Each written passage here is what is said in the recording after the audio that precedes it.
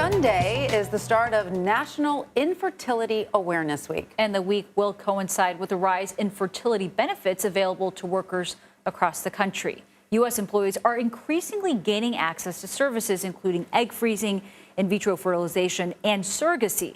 As of 2020, more than 40% of U.S. employers with 20,000 staff members or more offered coverage for IVF treatments. Almost 20% offered egg freezing.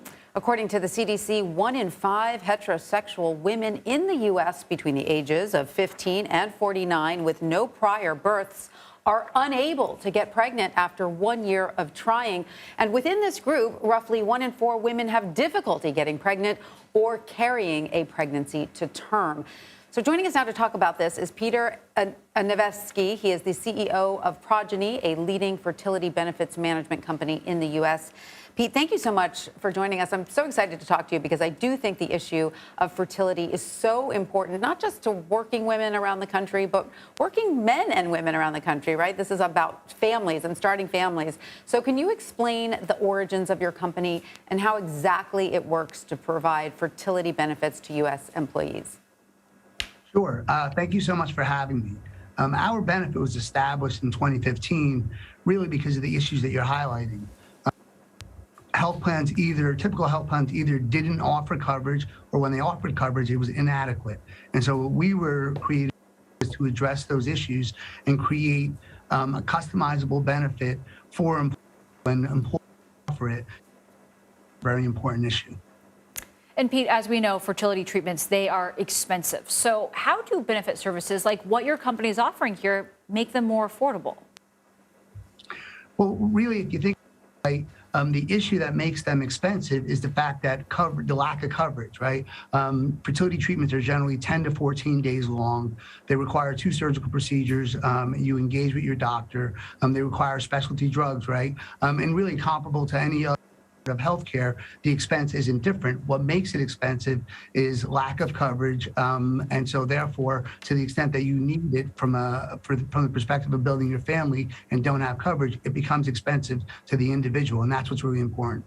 Now, we know it's a tight labor market out there and companies are competing for talent, Pete. Over the last year, Progeny has doubled its client base. So around how many U.S. employers does the company currently serve?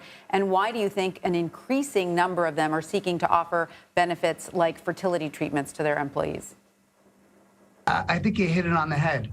The number of companies we is 265 clients representing 4 million covered lives. That's grown from 5 clients and 110,000 covered lives in 2016.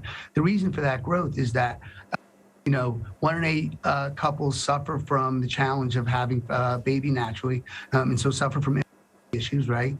Employers are competing in a tight labor market, and as a result, they need to have a comprehensive benefit offering, and fertility has become important component of that benefit offering, and employers really are looking to address other issues like diversity and inclusion issues, and our benefit covers that. We address an all-inclusive benefit that addresses the LGBTQ plus population. All of those components are important, and it's why they make Progeny the brand of choice when offering fertility to their employees. And Pete, I want to go on the flip side of this because some critics, they're arguing that introducing fertility benefits in the workplace could maybe leave recipients feeling unfairly indebted to their employers or even discriminate against employees who are not interested in having a child. So how would you respond to that? Well, I would change the word from indebted to grateful. Employees become grateful for the benefit. It shows you your company is sensitive to these issues. It shows you your company is sensitive to the fact that although it's offering you health coverage, there is a gap and there's a message around infertility, and so it should be perspective that makes those employees grateful. And as it relates to the offering fertility as being mandatory, it would be like saying the companies that offer coverage for diabetes discriminatory against people who don't have diabetes. The reality is that the employer is offering you many benefits, and you choose to use the ones that you find necessary to help your life out, but it's not discriminatory at all. All right, Pete Nevesky, thank you very much for joining us.